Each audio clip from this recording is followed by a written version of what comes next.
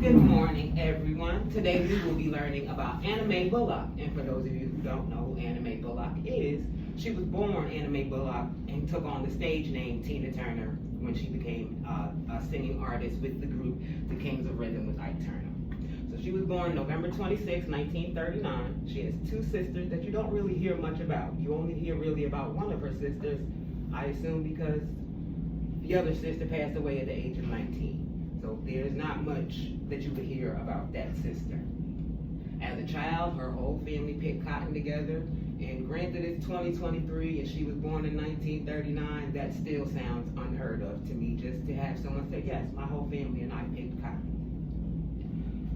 Her mom abandoned the family with no word, never heard from for many years. I can't say never heard from, but at 11 years old, I can quote her from her 2021 TV documentary, Tina. I remember she used to sit in the window of the kitchen when she was making dinner on Sundays and always stare out.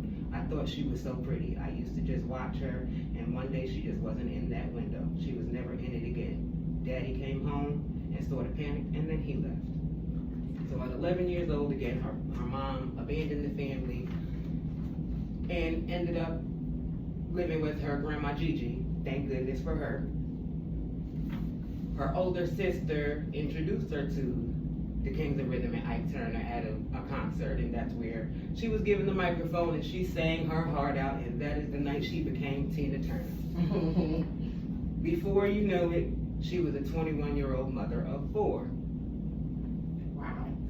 I knew Ike Turner had 2 children from a previous marriage. I knew that she had a child with Ike Turner, little Ronnie. I had no idea that her oldest son was from another band member. She had a previous relationship with one of the saxophonists in the group, and I feel like that was never mentioned ever. I just found this out for the first time 2 weeks ago. Wow. Right. Ike was very verbally, emotionally, and physically abusive. Tina never spoke up. She suffered in silence. She covered cuts and bruises with makeup. And she met her breaking point in 1968 and attempted suicide by overdosing on Valium.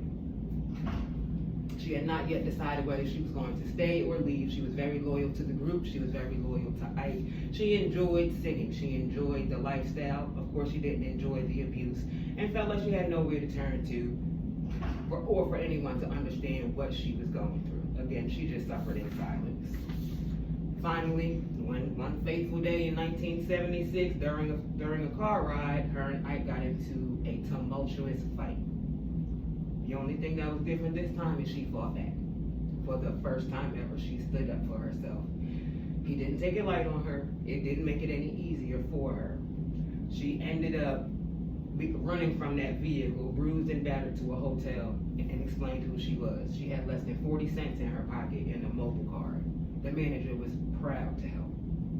As can be seen in the movie, What's Love Got to Do with It? Yes.